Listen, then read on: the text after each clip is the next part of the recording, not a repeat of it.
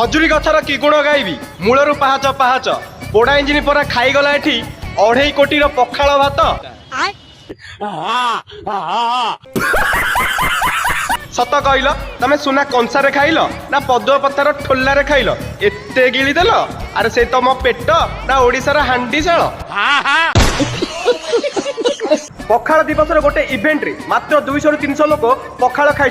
किंतु तांको कहबा अनुଯାयी 2000 लोक 2 कोटी 32 लाख टंकार पखाल खाईदेले अरे से पखाल खाइले ना पखालर माँ घईटा को खाइले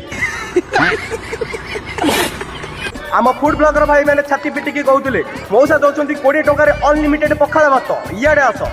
माउसी दौरान एसी रूम रे 100 टंकार अनलिमिटेड पखाल भात को गोलमर्च दिया पत्रपड़ा माछ इे आस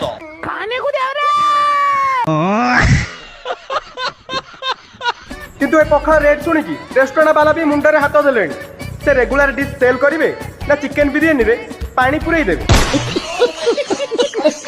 आम सरस्वती मिश्र स्टाइल गोटे कथा कही तम पखाल रेट कमिले टिके कहबा